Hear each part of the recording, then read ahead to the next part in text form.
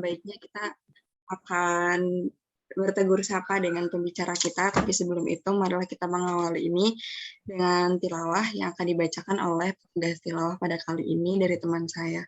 Kepada petugas tilawah, boleh dipersilakan. Nah, tilawah.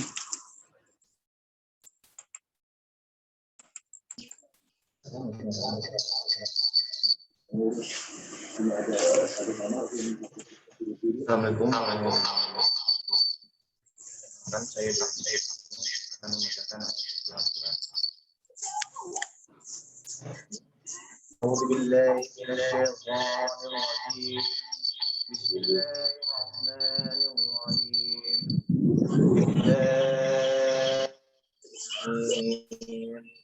Dzalika al-kitabul la raiba fihi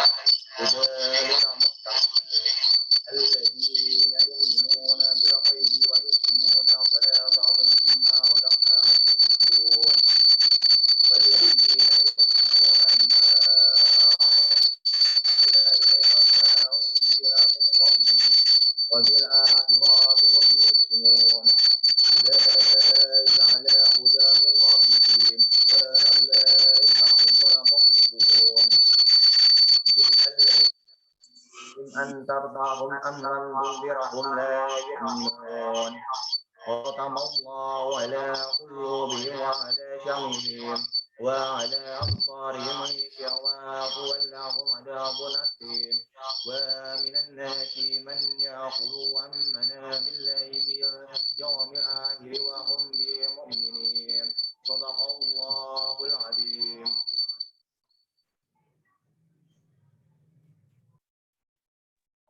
Baik, terima kasih kepada teman saya yang sudah membacakan. Semoga yang membacakan dan yang mendengarkan mendapatkan pahala dari Allah SWT. Amin, amin, ya rabbal alamin. Selanjutnya, kenal maka tak sayang ya teman-teman semuanya. Di sini pun juga sudah ada Mas Panji. Mungkin izinkan saya untuk membacakan CV-nya terlebih dahulu. Namanya Panji Setia Andarpati. Beliau lahir di Purworejo 9 Maret 1996. Yang luar biasa sekali ya edukasinya itu di S1 akuntansi Universitas Muhammadiyah Purwokerto. Wah, masya Allah sekali. Terus juga di sini ada organizational experience gitu. Ini luar biasa sekali ya Mas Panji. Beliau adalah Ketua Korps Instruktur IMM Cabang Banyumas di 2017-2018. Beliau juga sosok lembaga yang sangat itulah ya, Lembaga Kamus Aktavi UMP periode 2016-2017, dan beliau adalah Kepala Bidang Sosial HMPS Akuntansi periode 2016-2017, dan akhir adalah staf Lembaga Pers Mahasiswa Bhaskara UMP periode 2015-2016. Dan work experience-nya tentunya sangat banyak. Di sini ada menjadi staf keuangan, staf persiapan akreditasi fakultas, dan dapat freelancer, salah satunya itu menjadi les privat SD. Nah, sudah ada Mas Panji, tapi sebelum itu saya tadi lupa membuka. Marilah kita buka acara pada pagi hari ini dengan bacaan basmalah bersama-sama. Bismillahirrahmanirrahim. Mas Panji terdengar nggak ya Mas Panji? Cek, halo. Oh iya, sudah terdengar Mas Panji. Oh iya. Oh ya, selamat datang Mas Panji. Akhirnya bertemu kembali ya Mas Panji ya. Alhamdulillah. Kabarnya baik kan ya Mas Panji? Insya Allah. Oh ya, baik Mas Panji, ini mungkin jangan melihat dari pesertanya ya Mas. Ini nanti insya Allah kami record nanti juga ke YouTube. Jadi insya Allah akan ditonton oleh masyarakat umum seperti itu. Terutama anak-anak LDK yang pengen melihat ya panutannya di sini. Ini. Oke, baik itu aja Mas Panji. Udah waktu dan tempat mungkin saya persilakan langsung ke Mas Panji, monggo. Oke. Bismillahirrahmanirrahim. Assalamualaikum warahmatullahi wabarakatuh. Waalaikumsalam warahmatullahi wabarakatuh.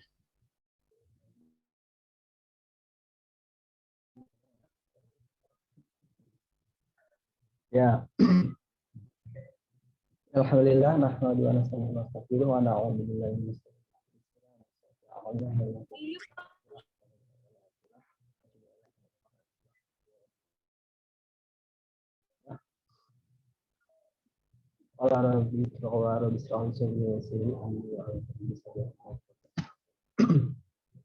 Ya, puji syukur kepada Allah Subhanahu wa taala yang telah melimpahkan rahmat dan hidayahnya serta kesehatan maupun apapun itu kepada kita semua sehingga kita masih bisa diperkenankan berkumpul kembali dalam forum yang luar biasa Masya Allah ini tanpa kurang apapun.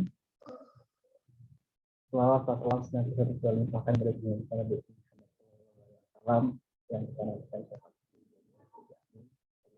mulai dan terima kasih kepada teman-teman sekalian dan Bapak DPL kalau ada dan saudaranya serta panitia KKN penyelenggara dan masyarakat bila ada. Ya, sebelum mengawali perbincangan kita selama 1 jam ke depan, insya Allah kita akan mulai dengan melafazkan basmalah secara berjamaah. Bismillahirrahmanirrahim.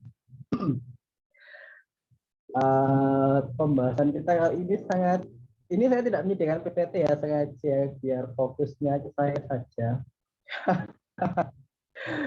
Dan nanti silahkan dicerna atau diterima informasi-informasi yang kiranya bermanfaat, yang tidak bermanfaat silahkan diabaikan. Pada kesempatan kali ini kita membicarakan tentang manajemen organisasi di kala pandemi. Intinya ya. Sebelum membicarakan tentang manajemen di kala pandemi, manajemen organisasi di kala pandemi, alangkah lebih baiknya tentu kita harus mengetahui apa yang manajemen dan apa itu organisasi. Kalau tidak salah, ini sih anak-anaknya insya Allah sudah paham semua tentang organisasi itu apa, manajemen itu apa. Karena di sini kalau tidak salah ada anak ekonomi dan mungkin ada anak ekonomi atau mungkin ada anak-anak yang terlibat langsung dalam organisasi kampus, baik secara fakultas maupun universitas. Tentu sudah lebih berat pengalaman dari organisasinya. Pada kesempatan kali ini saya akan menyampaikan apa yang saya ketahui tentang apa itu manajemen organisasi. Manajemen, ketika mendengar kata manajemen, ya tadi bayangannya kan manajemen itu apa sih, ya abstrak ya, namanya apa itu manajemen, apa pengertian manajemen, definisi manajemen itu apa. Namun bisa digarisbawahi bahwa manajemen itu adalah seni ya, memanage dalam artian kayak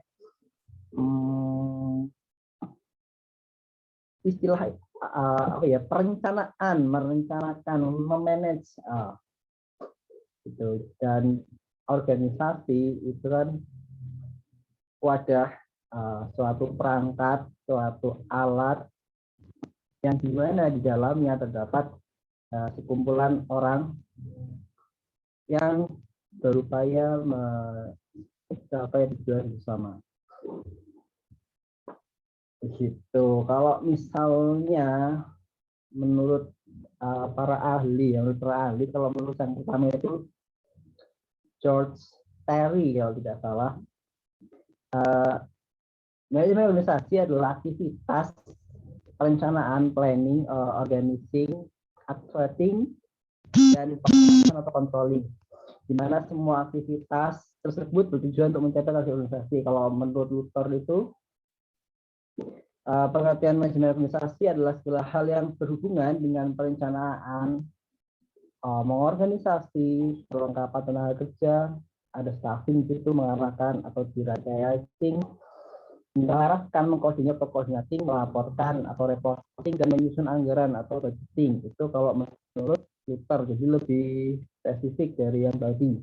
Kalau menurut Henry Fayol, organisasi manajemen itu aktivitas perencanaan atau planning, organizing, mengkoordinat, coordinating, dan mengawasi, controlling, di mana rangkaian aktivitas tersebut bertujuan untuk mencapai goals organisasi, dan banyak lagi yang lainnya. Secara garis besar itu manajemen organisasi yang dijelaskan oleh para ahli di atas, apa yang saya sebutkan tadi. secara redaksi nanti bisa kalian cari sendiri ya, karena saya secara esensi jadi nggak pas tekstual. Dapat disimpulkan bahwasanya manajemen organisasi adalah sama, yang berbeda adalah pelaksanaannya, karena tentu manajemen di setiap organisasi itu berbeda, tergantung organisasinya, tergantung individunya, dan tergantung apa yang organisasi tersebut ingin capai. Nah, manajemen dalam organisasi bukanlah suatu hal yang bisa diabaikan, terutama pada masa-masa sekarang, karena dengan manajemen organisasi, karena ini adalah ilmu basic ya, jadi dimanapun berada, maksudnya di dalam organisasi apapun, tentu butuh yang namanya pengkoordinasian, butuh yang namanya perencanaan agar organisasi tersebut bisa berjalan mencapai tujuan misinya.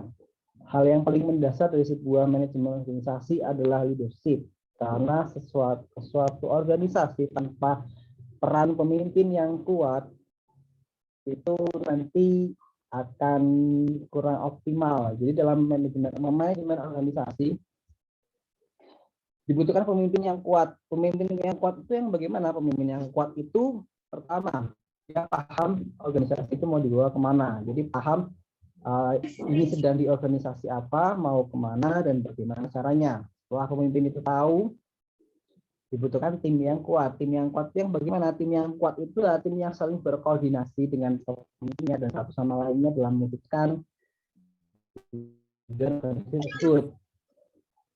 Jadi fondasinya adalah pemimpin yang kuat, teamwork yang kuat, tujuan jelas. Seringkali organisasi dimanapun berada itu blur, dalam artian dia tuh lupa dengan tujuan organisasi tersebut. Jadi kayak ketika mungkin kalian direkrut dari suatu organisasi, akan ditanya kenapa ikut organisasi ini, kenapa ikut organisasi ini, alasannya apa gitu.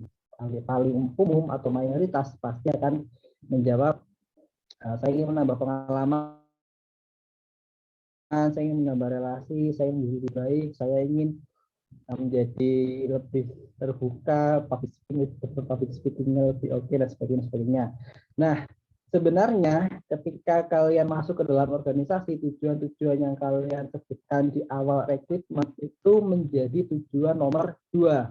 Tujuan pertamanya apa? Tujuan pertamanya adalah tujuan organisasi. Jadi semua anggota di dalam organisasi memiliki tujuan yang sama untuk nomor satunya. Makanya itu adanya skala prioritas.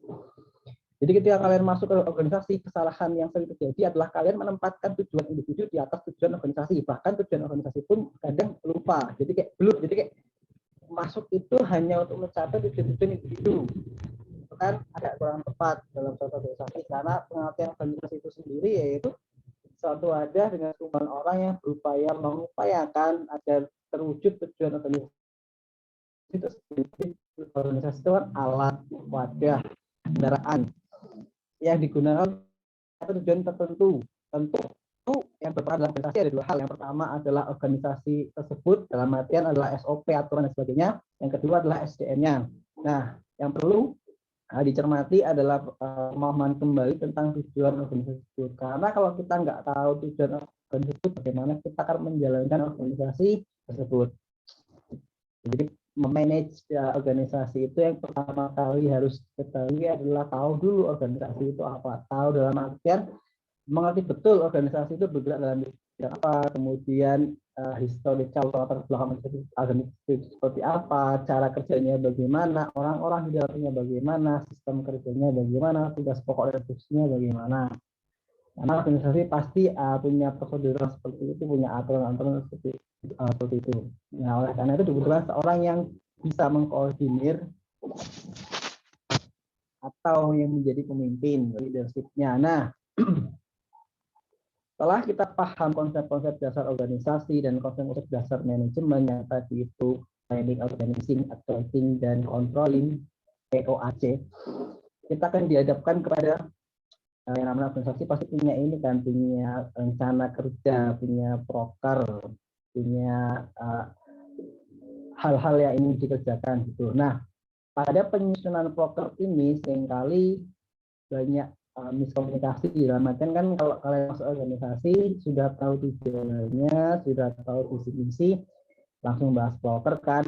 Nah, dalam pembahasan poker ini sering dijumpai entah organisasi apapun itu dari masyarakat, dari fakultas atau ke sekolah-sekolah pasti melihat poker tahun lalu dalam artian kayak referensi itu. Namun referensi ini malah diambil semua atau cenderung copy paste.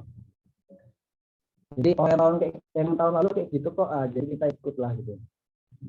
Seperti itu kan. Padahal yang namanya poker program kerja pada masa-masa upgrading atau pada masa-masa awal itu adalah suatu alat untuk mencoba merealisasikan tujuan organisasi. Jadi poker itu sebenarnya adalah alat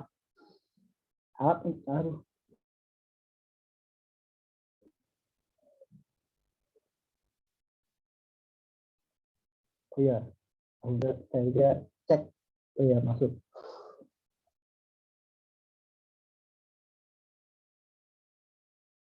Ya, jadi poker bukanlah turun-temurun tradisi turun-temurun bukan, tapi poker itu disusun sesuai dengan keadaan organisasi, situasi kondisi yang bagaimana, objeknya apa, esensi poker itu apa, tujuannya apa, dampaknya apa.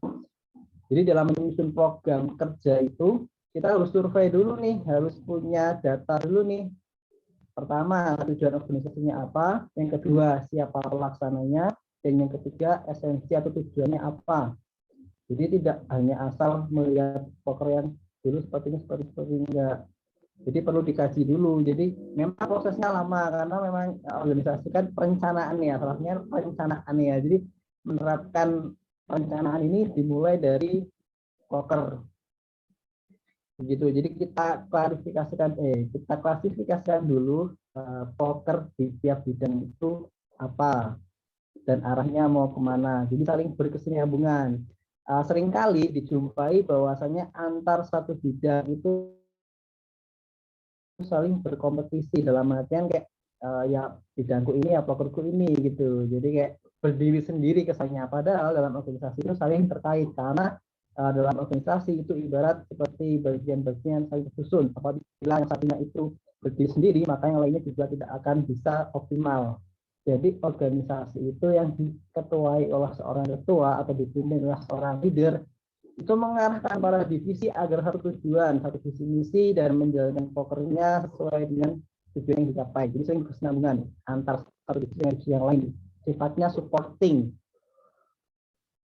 system. Jadi tidak berdiri sendiri dan tidak ada kata-kata bahwasanya poker saya sudah selesai, pokermu belum selesai, itu urusanmu. Enggak. Dalam prakteknya jelas kita punya saling berkaitan membantu satu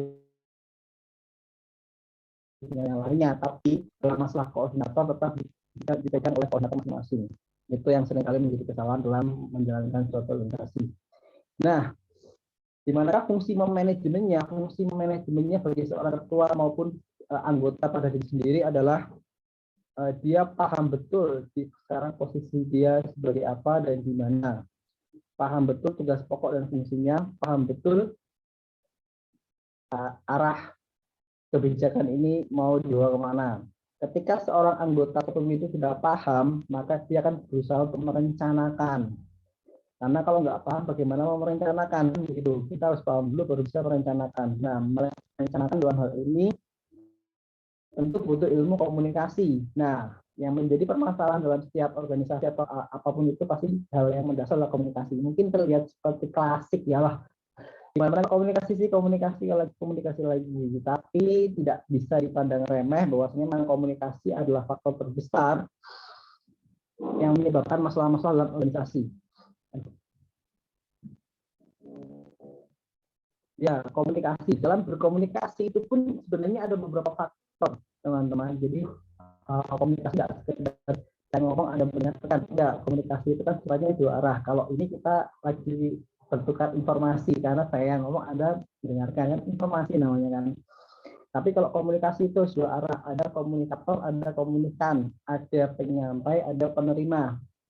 Kemudian ada media. Media itu bisa berupa sekarang Zoom, laptop, digital, handphone dan sebagainya, atau secara langsung muka atau lewat orang ketiga. Kemudian nomor 4 itu terakhir dalam pola komunikasi adanya efek yang ditimbulkan. Nah, kebanyakan dalam berkomunikasi itu tidak melihat dua hal terakhir, yaitu media apa yang digunakan dan efek yang ditimbulkan dari komunikasi. Seringkali kita abai terhadap kedua hal tersebut. Contohnya seperti ini, saya berkomunikasi langsung dengan berkomunikasi dengan HP sama saja, padahal itu berbeda.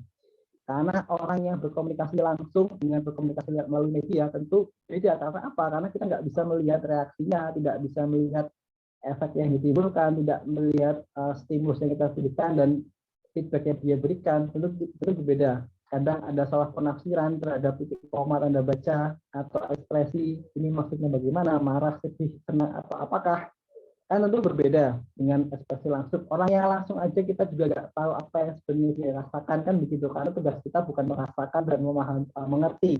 Tugas kita hanya sudah mengerti ya, bukan memahami. Karena tentu yang saya rasa belum tentu sama dengan yang Anda rasa.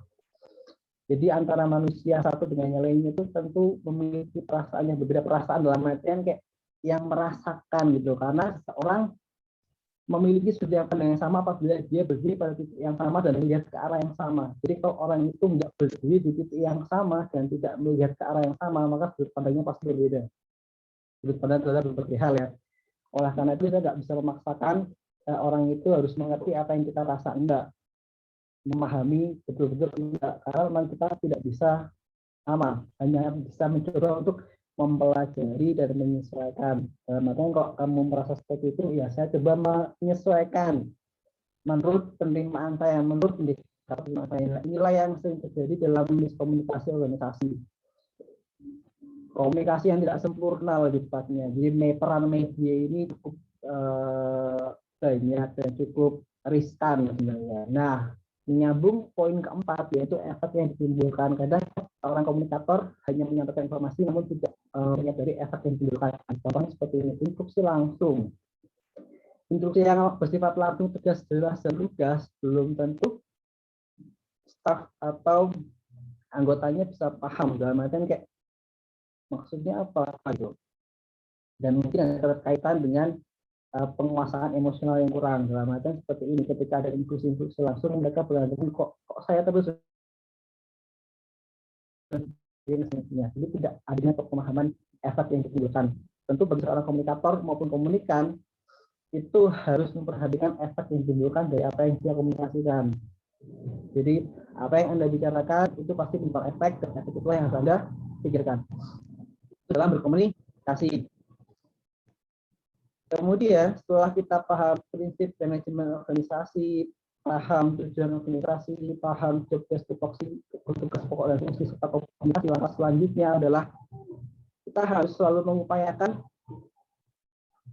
aktivitas atau bergerak. Dalam arti kan dalam suatu organisasi pasti adanya rancangan program kerja dalam setahun mendatang, dalam beberapa bulan mendatang sebetulnya. Seringkali program kerja itu kan dipajang di dinding. Itu kok sebelum masa pandemi ya, kita belum memiliki sebelum masa pandemi. Kita masih offline ini bayangnya. Itu kan sih ditempel. Nah, deadline atau program kerja yang ditempel itu kan itu secara tidak langsung mempengaruhi psikologis dalam arti seperti ini. Banyaknya program kerja yang belum realisasi itu menjadikan kita terbebani, dan kalau ternyata masih banyak program kerja yang belum kita realisasikan, itu menjadi beban. Jadi bukan kalimat langsung yang terpikir, tapi kalimat yang menggunakan pikiran lebih. Dalam artinya seperti ini, bagaimana cara biar program ini selesai, bagaimana, soal awal dengan kata bagaimana, padahal seharusnya ketika kita melihat program itu bukan bagaimana kata-kata timbul yang timbul dalam pikiran kita, tapi apa. Jadi bukan bagaimana cara kita menyelesaikan semua kode ini, tapi apa yang bisa kita lakukan hari ini. Jadi kan kita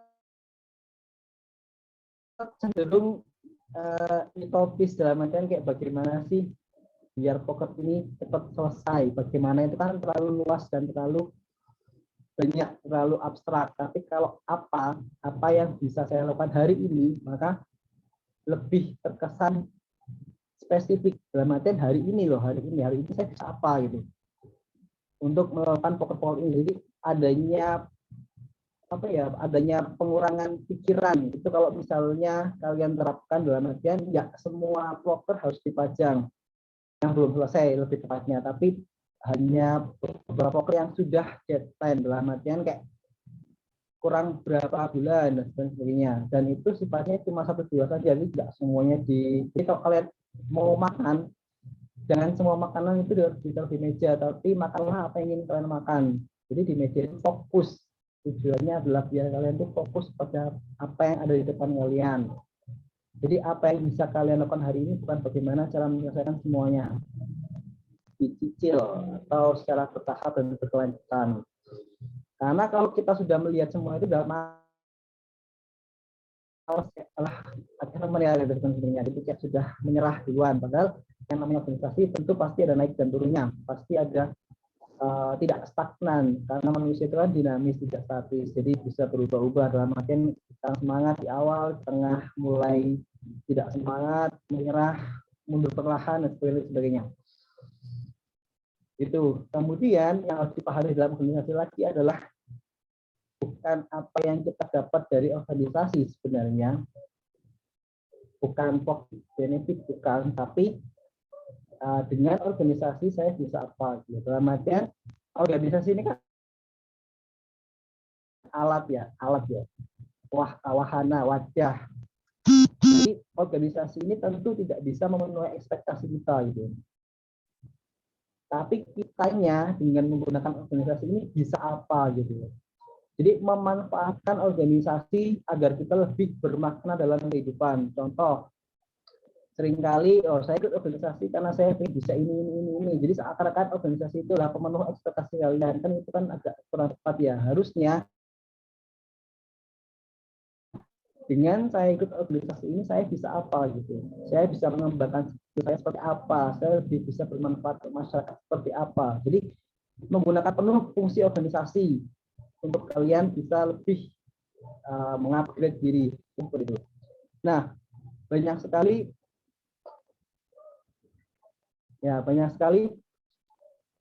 anggota-anggota dalam organisasi atau individu dalam organisasi yang belum atau kadang terbuyarkan dengan hal tersebut, yaitu kayak menganggap organisasi ini nggak memberikan saya manfaat secara langsung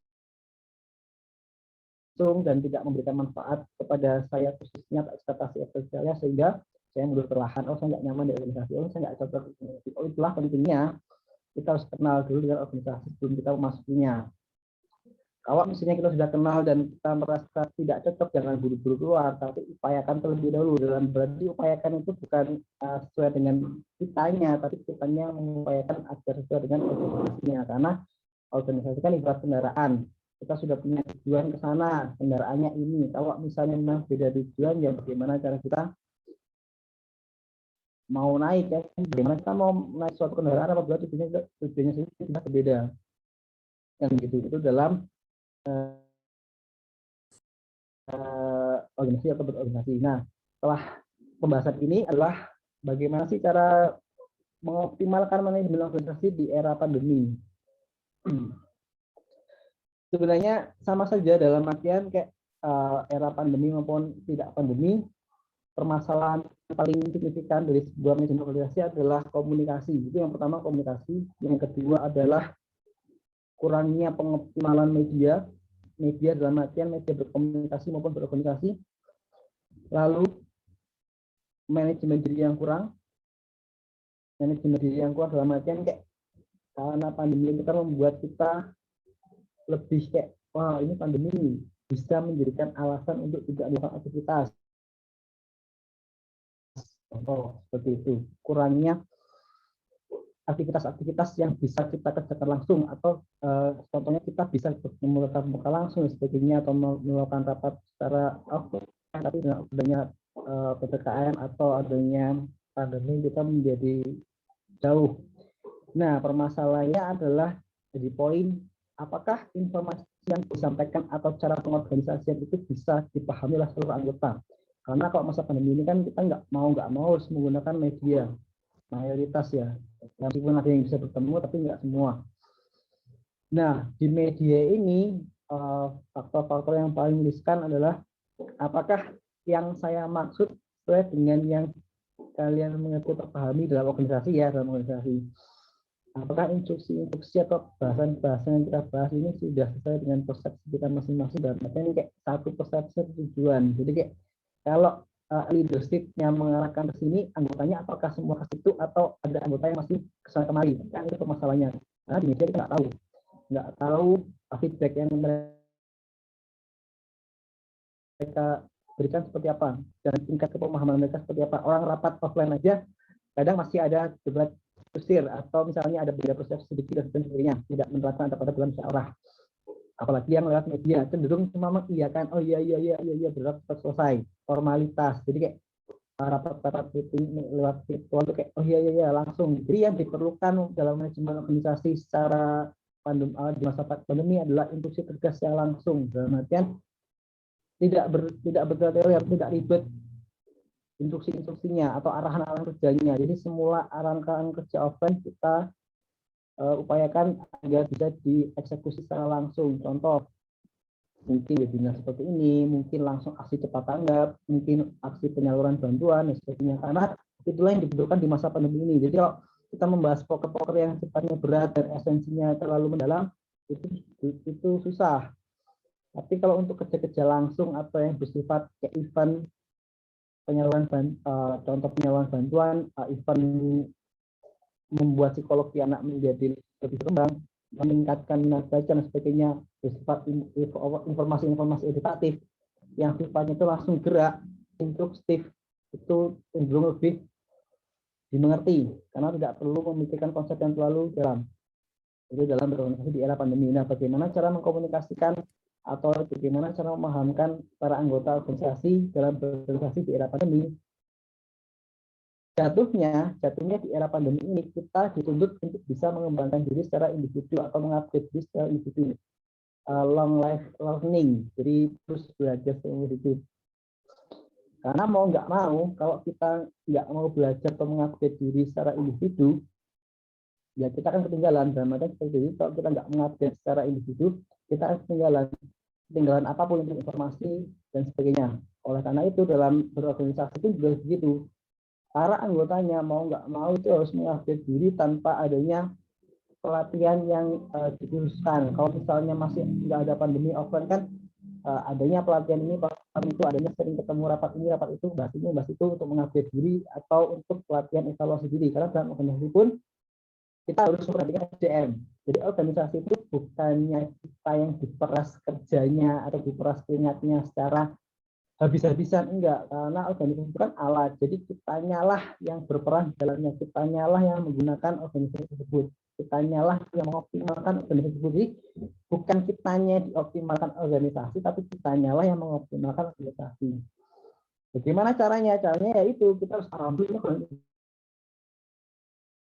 ini organisasinya apa, cara kerjanya gimana gitu. Karena kalau organisasinya itu sudah bagus, tapi individu atau SDM-nya yang ada di dalam organisasi tersebut itu belum di-upgrade atau sama saja hanya ikut-ikutan, itu akan susah karena akan secara seok-seok.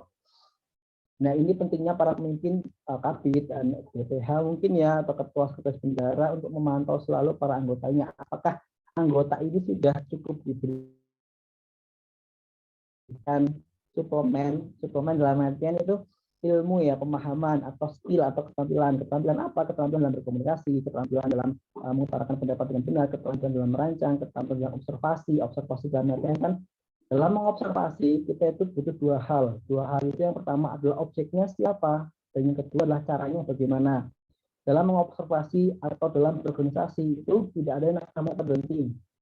Ketika suatu organisasi menerapkan hasil atau menerapkan treatment pengobatan atau menerapkan eksekusi di ranah juangnya, ranah geraknya, dan itu gagal, itu tidak berhenti tapi dievaluasi, karena organisasi itu terus berputar. Adanya prinsip controlling dan evaluasi. Jadi controlling untuk mengontrol atau mengkoordinasi kegiatan yang sedang dilakukan, dan evaluasi untuk membahas apa-apa saja yang kurang dalam melakukan pelaksanaan kegiatan untuk dilakukan atau diterapkan di kemudian hari dengan cara yang berbeda. Itulah prinsip kontrol dan evaluasi di organisasi. Nah, di masa pandemi bagaimana caranya seperti itu, Cak? Bagaimana caranya kita untuk mengkontrolling, karena kan kita antar media ya. Jadi apakah kita harus mengkepoin dia dalam 24 jam kan tentu tidak. Nah, itulah pentingnya untuk mengupdate diri dan untuk menjalin komunikasi yang efektif dua arah. Jadi para anggota tidak menunggu instruksi dari atas dan atas juga jangan cuek dalam artian kayak saling berkesinambungan. Jadi update selalunya itu apa, bisa lewat kayak apa ya, mungkin istilahnya itu kayak messenger pagi, bukan kayak semacam kita tidak mengabaikan para anggota di kala pandemi. Namanya tentang pandemi nggak ada proker, nggak ada kegiatan, ya setelah dijawab nggak begitu, tapi kita adakan kita upayakan atau kita maksimalkan potensi grup itu bukan sekedar saya nggak direspon mas di grup sebagainya, enggak. Tujuan kita bukan mendapatkan respon, tapi tujuan kita adalah memberikan stimulus. Share lah pesan-pesan kebaikan dalam artian kayak pesan-pesan ya hanya sebatas informasi biar semua itu mengerti. Tentu nggak cuma di grup tapi juga japri. Kemudian adanya konsultan atau konseling. Jadi dalam organisasi itu harus ada konselingnya. Kalau di perusahaan ada HRD-nya. Nah, kalau di perusahaan itu harus ada konselingnya. Biasanya bagian kaderisasi, bagian organisasi yang jadi konseling. Nah, bagian konseling ini bertugas untuk memfollow up para anggotanya, baik lewat media maupun lewat langsung apabila terjangkau ininya, terjangkau bisa ketemu langsung. Nah, kalau enggak ya lewat media. Caranya adalah dengan menerapkan asesmen dalam artian kayak melihat ya ini sedang merasakan apa, kendala dia apa, masalah dia apa, kita penuhi itu. Jadi kendala dia di sini kita penuhi. Setelah dipenuhi, kita lihat reaksinya. Jadi kayak jangan mengharapkan hasil instan dalam organisasi, karena organisasi itu adalah proses terus menerus. Kita belum tentu akan menikmati hasilnya saat itu juga, belum tentu ya. Jadi mungkin ada yang langsung dapat, ada yang langsung enggak. Karena tetap sekali lagi proses itu adalah proses. Dan proses ini nggak sekali jadi ya, tapi terus berulang-ulang. Itulah bagaimana cara manage organisasi di kala pandemi dengan pertama meningkatkan komunikasi yang baik dan benar. Yang tadi saya sampaikan ada 4 faktor dalam berkomunikasi, komunikator, media, dan efektivitas. Kemudian yang kedua adalah pengupdatean diri. Dalam artian setiap anggota harus mau tidak mau mengupdate diri lewat media yang dia punya. Follow up terus kemampuan atau skill dia. Yang ketiga menerapkan komunikasi praktis atau poker praktis dalam artian mengubah atau mengalihfungsikan poker dia menjadi poker yang praktis dalam artian kayak langsung jalan, tidak selalu membutuhkan rapat-rapat yang mendalam atau pembahasan yang berat. Kemudian yang keempat terus memfollow up dalam artian kayak setelah kita melakukan suatu tindakan, kita kan pasti tahu apa melihat efek yang ditimbulkan dalam artian kayak organisasi ini cenderung tidak berenergi atau cenderung lesu, cenderung kayak mau mati ya, syarat organisasinya. Nah, perlu adanya stimulus-stimulus berupa evaluasi. Oh, kiranya organisasi ini terlalu stagnan. Oh, organisasi ini terlalu mengedepankan poker. Oh, organisasi ini kurang hiburan dan sebagainya. Adanya proses observasi bagi para pemimpin di dalam organisasi tersebut. Dan artian kayak mengobservasi jalannya organisasi.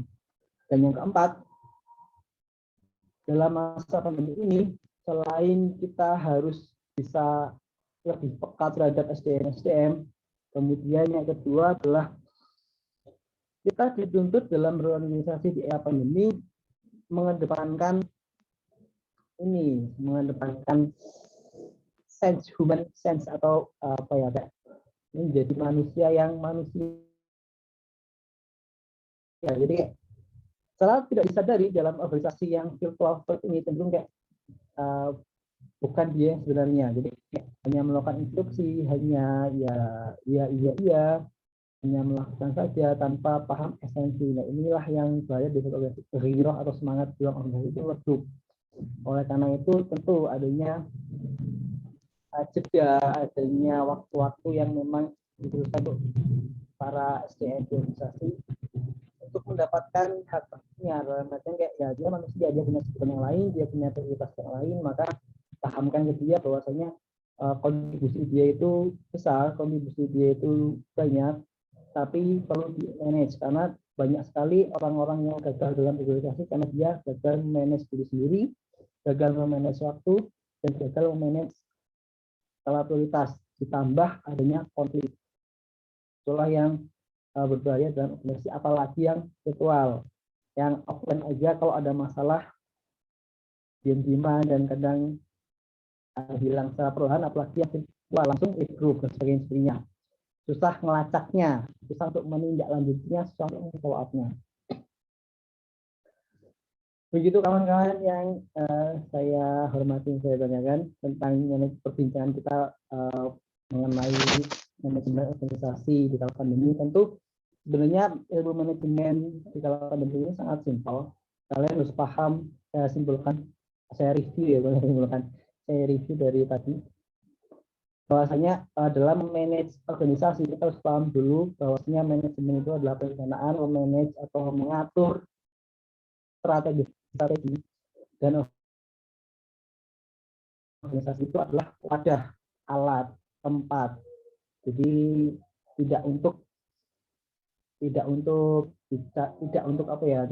bukan suatu hal yang bisa mempengaruhi, karena dalam organisasi itu apabila ada suatu masalah yang disalahkan bukan organisasinya, ada dua yang disalahkan. Yang pertama aturannya, yang kedua SDM-nya. Jadi kalau misalnya ada masalah atau ada kesalahan dalam organisasi, itu yang disalahkan bukan organisasinya, tapi yang salah aturannya, kalau nggak manusianya. Oleh karena itu, dalam memahami manajemen organisasi, terus paham dulu apa itu manajemen, apa itu organisasi secara definisi maupun secara abstrak. Setelah tahu itu, kita harus tahu tujuan misi dan mau kemana atau arahnya mau kemana. Dan setelah tahu arahnya mau kemana, kita harus tahu bagaimana caranya kita untuk mencapai tujuan tersebut. Ingat, sekali lagi, ketika sudah masuk organisasi, tujuan individu jadi tujuan nomor 2.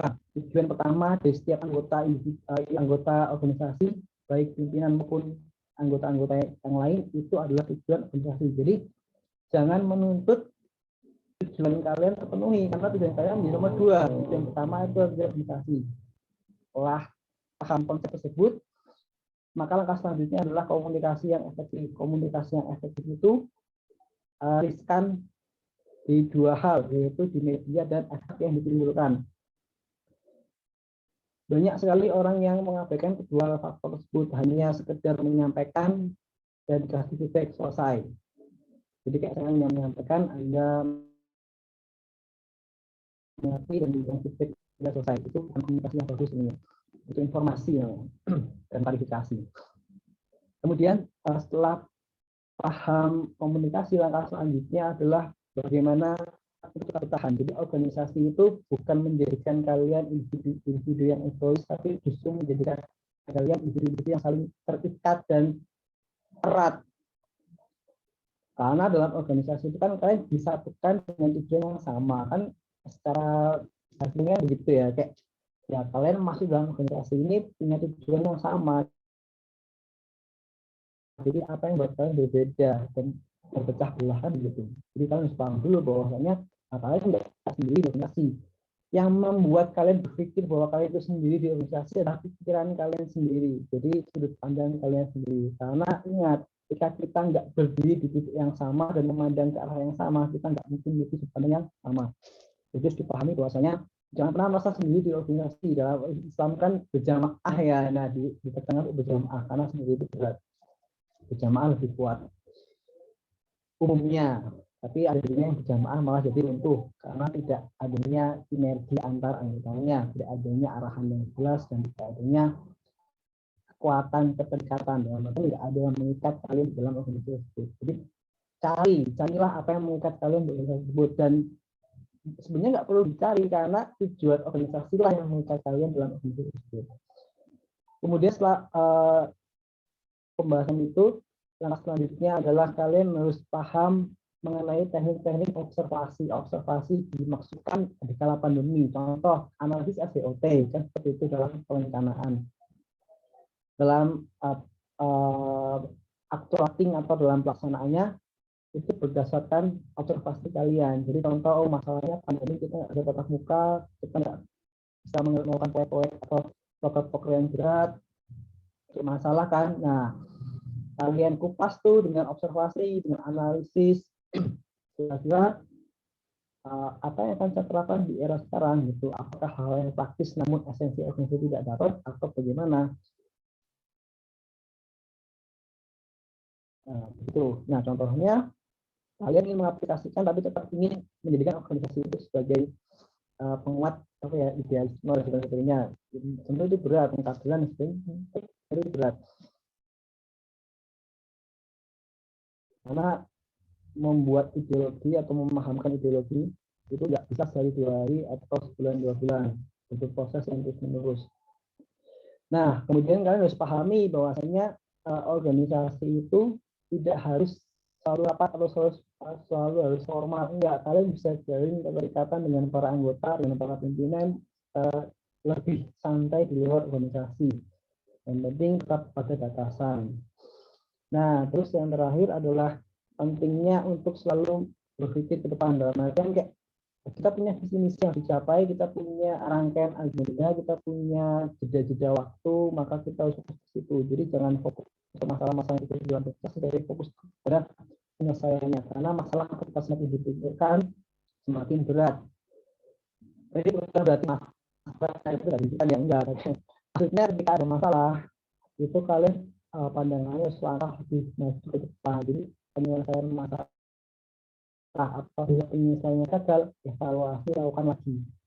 Jadi nggak berhenti pada satu sisi. Jadi ketika ada masalah, fokus pada penyelesaian, ternyata gagal penyelesaiannya, evaluasi dengan observasi, lakukan cara yang lain, gagal lagi, evaluasi observasi, lakukan dengan cara yang lain. Kapan selesainya? Ya tergantung seberapa tajam kalian observasi, seberapa besar masalahnya, seberapa kuat kalian memfollow up penyelesaiannya, dan seberapa kuat kalian bertahan. Seperti itu kawan-kawan. Silakan kalau misalnya mau diskusi. Ini saya lebih kan waktu diskusinya ya, jam 10 kan. Karena lebih asik ngobrol sih. Karena pemahaman tentang organisasi itu kan dari SMA itu kan pasti sama materinya kayak ya. Cuma yang berbeda adalah ruang lingkup serta pemahamannya. Dan bagian seperti ini. Dari dulu SMA, kalau nggak salah di SMA itu pasti OSIS ya, OSIS, ML Pramuka dan sebagainya sampai dulu itu kan pemahaman tentang organisasi dan manajemen organisasi itu kan sering disampaikan secara teori. Nah, kalian sebagai praktisi organisasi, entah di masyarakat sebagai apa kok di masyarakat ya, pemuda-pemuda itu apa sih, lupa ya, yang kumpul muda itu loh, Karang Taruna, astagfirullah, Karang Taruna, atau mungkin di sekolah-sekolah, organisasi pendidikan atau organisasi apapun di kampus dan sebagainya, untuk lebih tahu bahwasanya pelaksanaan berorganisasi tak seindah yang disampaikan di teori. Nah, itu ada gap kan, ada ruang jeda antara idealita dengan realita. Jadi idealnya begini, tapi realitanya kok begitu. Dengan adanya gap yang sejauh itu, apa yang harus kita lakukan? Yang harus kita lakukan adalah dengan menganalisisnya. Karena analisis adalah bisa untuk mengiris permasalahan-permasalahan yang ada, menemukan permasalahan-permasalahan yang ada, dan menemukan treatment untuk pengobatannya. Tentu kita nggak bisa menyamakan antara idealita dengan realita, tapi setidaknya kita bisa mempererat keduanya. Jadi kayak ya nggak jauh-jauh amat lah dari idealita. Dari yang seharusnya maksudnya. Silakan apabila ada diskusi lebih lanjut tentang bagaimana mengelola organisasi di era pandemi atau hal apapun yang terkait dengan organisasi, kita diskusikan bersama. Nah, di sini saya lihat banyak sekali praktisi organisasi yang tentu lebih berpengalaman dalam melakukan kegiatan berorganisasi.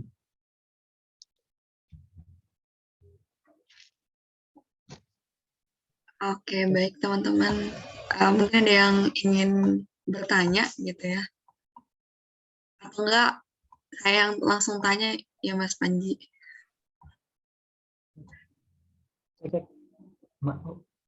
Bisa di... Nggak kedengeran ya Mas Panji?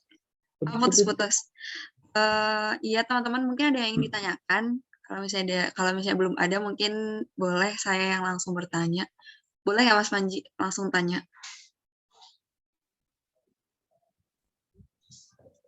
Boleh dong, langsung ngobrol aja. Iya Mas.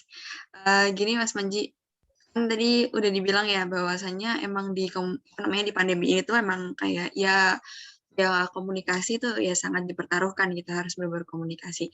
Nah, tapi yang jadi masalahnya kadang nggak punya komunikasi, tapi kita juga kadang tuh nggak punya sense of belonging-nya atau sense of responsibility-nya gitu di organisasi. Misalnya lagi mau garap sesuatu gitu, tapi kita seperti tidak memiliki ini itu sih apa namanya bukan yang ini bukan kejadian nyata gitu. Ini di misalnya di UKM sebelah gitu ya.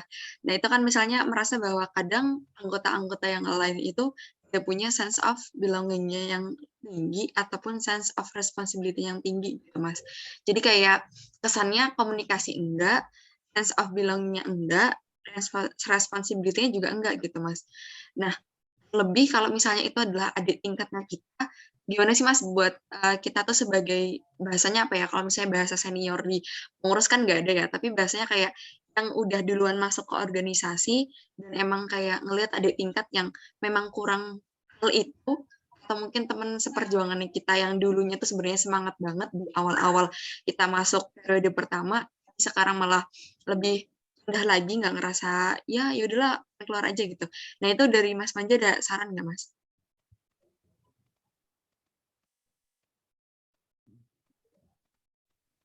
Saya review ya, Ari, maksudnya saya ulangi pertanyaannya. Tadi pertanyaannya kan ketika teman seperjuangan kita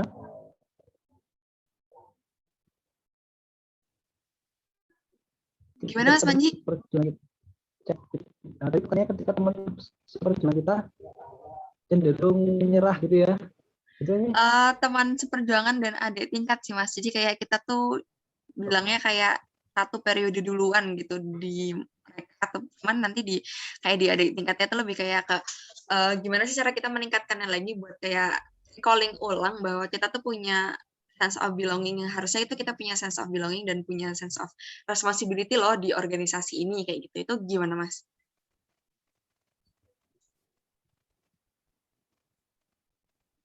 Gitu. Ya, kalau menurut saya yang sudah bagaimana cara agar adik tingkat atau teman seperjuangan kita itu punya responsibility yang bagus dalam organisasi. Tentu responsibility yang bagus di organisasi itu akan tumbuh apabila dia paham terhadap organisasi. Sementara kejadiannya kan kalau di organisasi itu kan kalau enggak karena ajakan teman, kalau enggak karena paksaan senior, atau kalau enggak coba-coba. Kan awalnya masuk organisasi kan paling besar saya coba-coba. Kalau itu teman-teman informasi. Jadi peran kita di awal itu harusnya yang paling berat adalah berusaha untuk memahamkan,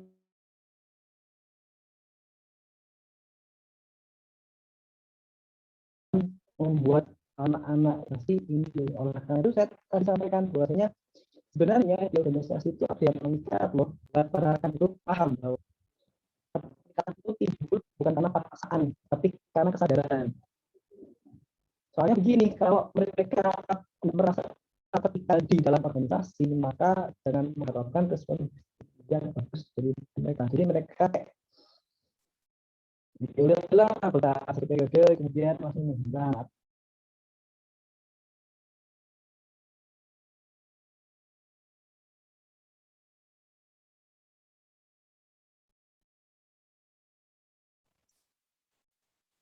Mas Panji suaranya terputus, Mas.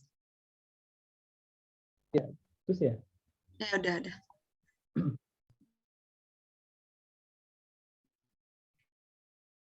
Cek. Ya. Tadi ini biasa ya. Ada dua hal yang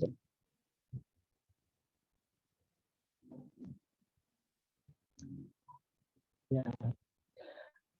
Ada juga yang bisa kita ini sih itu jadi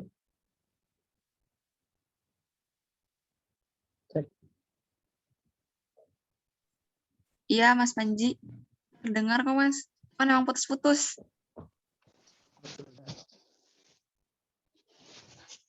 sekarang sih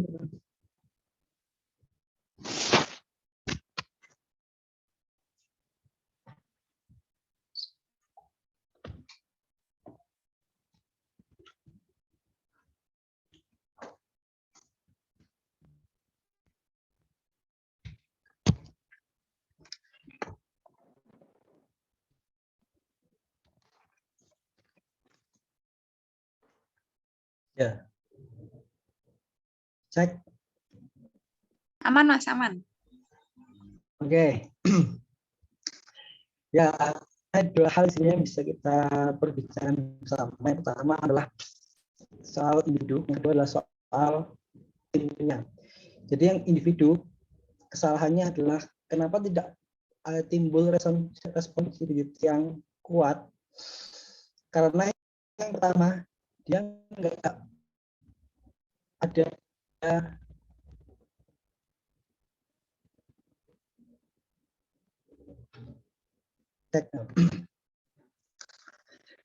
ini terputus-putus masih terputus. Iya, lumayan putus-putus, Mas. Cuman masih bisa terdengar kok. Oh ya, masih.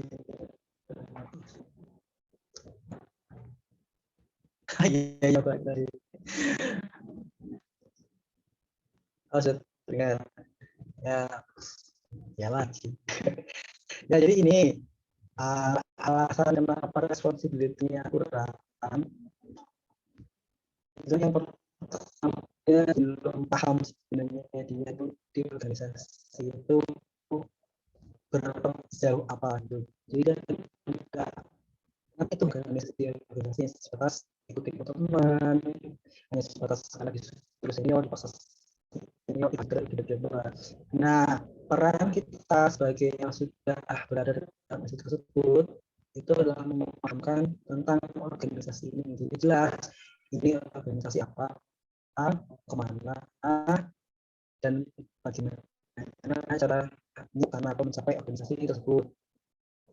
Tentu pemahaman ini nggak sekali jadi ya, tapi pemahaman ini terus kita sampaikan ke individu tersebut dalam jangka waktu yang gantung ya, waktu itu gantung kebutuhan sebenarnya.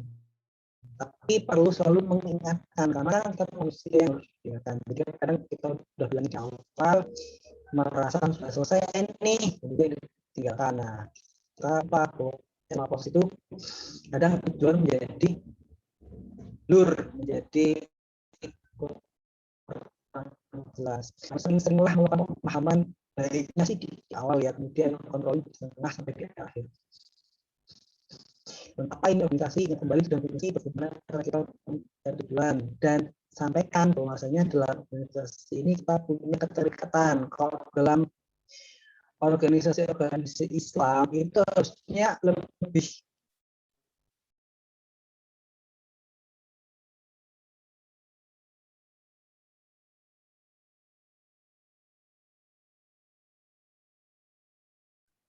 Mas Panji, maaf suaranya hilang, Mas. soalnya hilang. Oh, ini udah masuk lagi, Mas. Hilangnya di mana?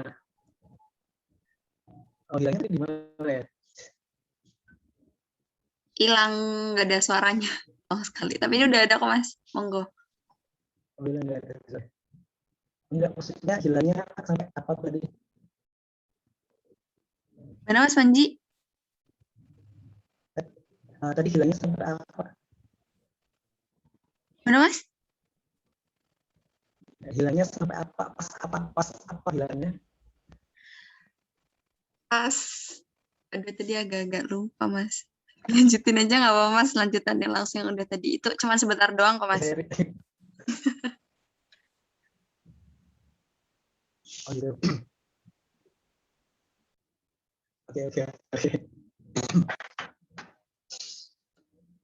Ya, jadi kayak pemahaman yang kita pahamkan secara terus dan apa ya, keyakinan bahwasanya di organisasi itu kita nggak sendiri, dia tetap punya keterikatan yang saling mengikat antara satu dengan yang lainnya, keterikatan ini karena ada. Nah, ketika kita sudah memberikan pemahaman dan kita sudah memberikan dia kesadaran dalam artian kayak dia sudah paham betul, maka akan timbullah suatu responsibility, jadi bagian yang luar biasa, Masya Allah, dan saya juga harus ikut berjuang. Jadi semangatnya itu nular loh. Bayangkan kalau pemimpinnya itu lesu, jadi membawa aura negatif, sementara aura negatif manusia itu bisa cepat menular ke manusia yang lain. Jadi tanpa disadari ketika kita lagi ngobrol sama orang, itu aura kita itu bisa kita transfer ke penerima. Oleh karena itu dalam berkomunikasi, ini adalah faktor yang terakhir. Kita harus tahu efek yang ditimbulkan apa. Bisa jadi kalau kita tahu aura negatif itu kayak ngomongin hal-hal yang membuat kita itu tertekan, membuat kita itu sedih, nggak masalah sih. Para konsumen sudah paham ini, aura-aura orang yang sedang ngobrol itu kadang ditransfer ke aura-aura orang yang mendengar. Nah, apabila aura kita lesu negatif, maka para penerima juga kena Allah secara psikis gitu kan. Nah, itu ketika respon tidak itu cuman hal kurangnya pemahaman dan kurangnya kesadaran terhadap suatu organisasi karena tidak dipahamkan di awal, itu masalahnya kan. Nah, penyelesaiannya adalah dengan tadi. Nah, kemudian yang kedua adalah tim di sini adalah tentu kita nggak bisa menggabungkan satu dengan orang lain dalam artian kayak dalam organisasi kan tim, jadi ya semuanya ikut andil, jadi merasa sebagai satu bagian yang sama, saling bersinergi dan saling misi. Kalau misalnya kita membawa satu orang dalam artian kita hanya satu orang, itu nggak bisa ada proses yang saling mengisi dan sama-sama dipahamkan bahwasanya tim ini butuh Anda gitu, tim ini butuh kita semua gitu. Jadi Anda tidak adanya Anda itu menjadi bermakna, dengan tidak adanya Anda itu menjadi susah di sebuah masalah itu. Jadi pahamkan bahwa mereka itu spesial tapi jangan dispesialkan. Memang beda ketika spesial dengan dispesialkan, meremehkan, oh aku spesial banget nih, dia nggak baik juga gitu. Tapi pahamkan bahwasanya kita adalah bagian-bagian yang sama dalam kepentingan masa depan dari sebuah organisasi. Karena itu adanya pemahaman, adanya konseling. Jadi organisasi itu harus ada konseling seharusnya. Karena konseling itu kayak sebagai ruang jeda, sebagai ruang asasi bagi anggota-anggota organisasi dari ini, dari karena anggota organisasi itu olah secara fisik, apalagi yang secara kultural ini ada anggota organisasi itu secara mental. Ini yang tidak dipasadari sebagai pembimbing atau kayak apa pokoknya apa gitu. Jadi hanya melihat atas pandang mata, harusnya dari hati ke hati, jadi lebih terasa kan gitu. Jadi adanya rasa untuk mengerti dan menyesuaikan dan memahami, ya karena memahami kita juga nggak mampu karena hati dengan hati itu kan berbeda rasanya, maksudnya begitu. Jadi kita seringkali menginstankan sebuah masalah, jadi kayak ini selesai gitu, nggak mau berlarut dalam masalah yang membuat pikiran menjadi beban. Padahal harusnya masalah itu bukan beban tapi dijadikan pelajaran, dalam artian harus secara perlahan dalam melakukan pemahaman atau treatment. Kalau misalnya gagal, evaluasi dan lakukan treatment yang lain gitu. Jadi jangan langsung menjustifikasi diri bahwasanya saya gagal, saya tidak bisa apa-apa karena saya juga butuh diobati dan sebagainya. Gitu nih, Mas dengar? Ya, Mas, alhamdulillah. Terima kasih banyak Mas Panji atas jawabannya. Ya, Mungkin dari teman-teman ada yang mau ya, ditanyakan?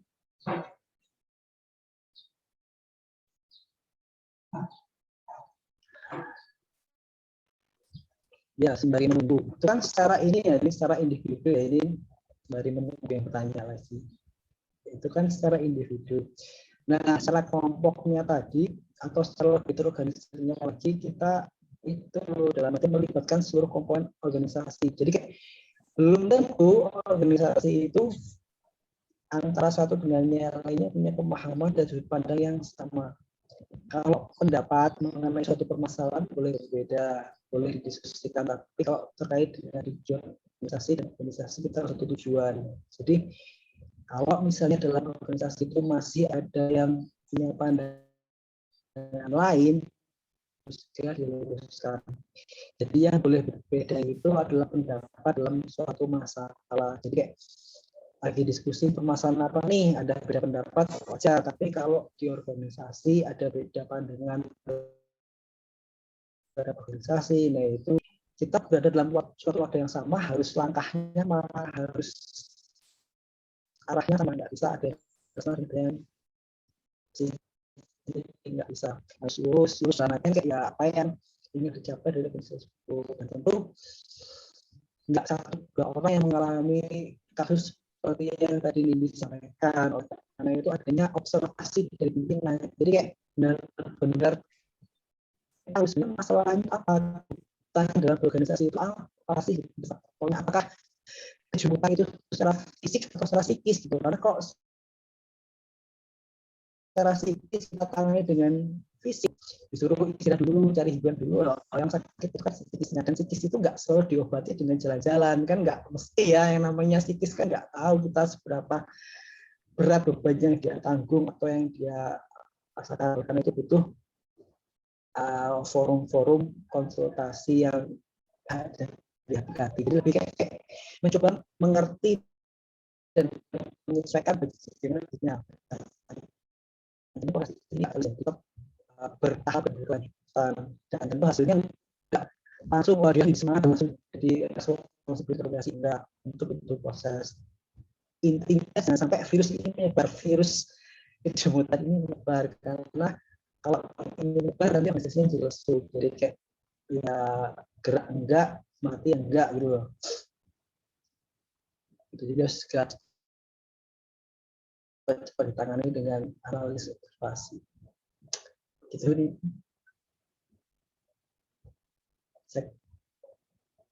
Oke, Mas Panji.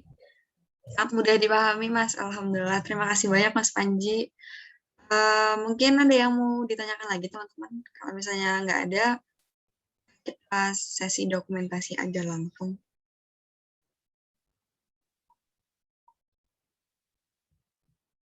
Nggak ada, teman-teman. Ada yang mau ditanyain? Udah paham semua, Mas Panji, insya Allah.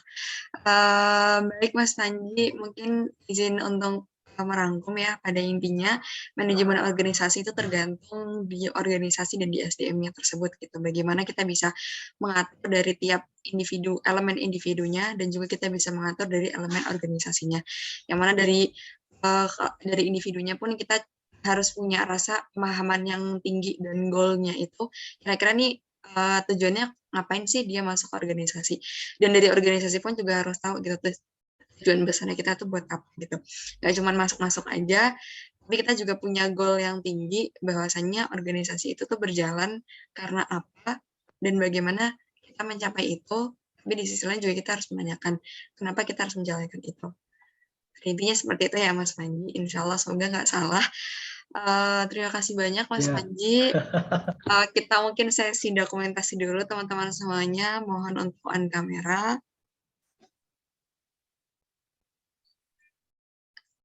Langsung dihitung aja ya, teman-teman.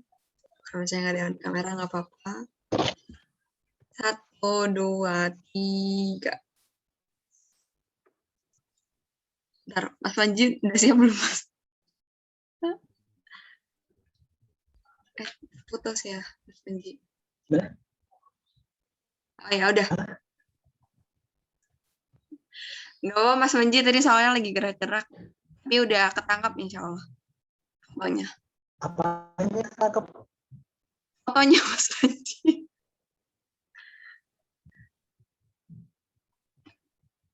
Lagi sesi dokumentasi Mas tadi. Oh, ini sesi dokumentasi. Oh iya. Udah ulangin lagi ya Mas. Kita ulangin lagi deh. Kayak lagi. Ya, oke teman-teman. 1, 2, 3. Mas Sanji bingung ya. Yaudah kita aja Mas Sanji. Mungkin dari Mas Sanji ada closing statement dulu. Ada apa? Closing statement Mas. Oh, closing statement. Oke. Bismillah, yang pasti itu mati, yang tidak pasti itu hati. Semangat bagi kalian pejuang ilahi, semoga dikuatkan. Allah iftah alaikum ya salallahu, semoga menguatkan pundak-pundak kalian untuk tujuan yang ingin kalian capai, semoga bertemu kembali di surga Allah. Bila isabillah habsabil khairat. Mari kita tutup dengan lafaz alhamdulillah siratul jamaah, alhamdulillahirabbil alamin. Semoga Allah merahmati kalian. Assalamualaikum warahmatullahi wabarakatuh. Amin, amin. Waalaikumsalam warahmatullahi wabarakatuh. Baik, terima kasih Mas Panji. Mungkin tadi udah langsung ditutup sama Mas Panji. Segitu aja dulu teman-teman webinar untuk yang ketiga kali ini. Akan ada webinar 4, next-nya insya Allah tentang parenting ataupun tentang yang lainnya gitu. Jadi stay tune terus di grup. Terima kasih banyak Mas Panji sudah bergabung bersama kami, walaupun ya seperti ini, maaf ya Mas. Mungkin itu aja. Monggo Mas Panji, kalau misalnya mau live, dipersilakan. Terima kasih teman-teman semuanya. Wassalamualaikum warahmatullahi wabarakatuh. Waalaikumsalam warahmatullahi wabarakatuh. Ini pembalasnya mana?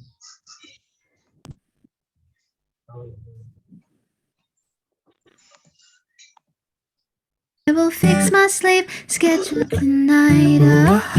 I might. I'll try, but now I just need to wipe the sleep out of my eyes.